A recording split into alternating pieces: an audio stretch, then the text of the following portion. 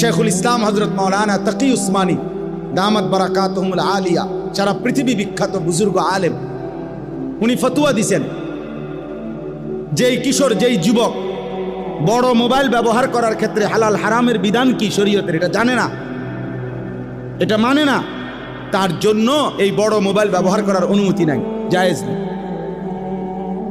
এটার প্রয়োজন আছে, এটার দ্বারা বড় মোবাইল দ্বারা অনেক কাজ আছে, বর্তমান পৃথিবীর অনেক কিছু করতে হয়, ঠিক আছে, কিন্তু প্রয়োজনের মধ্যে সীমাবদ্ধতা।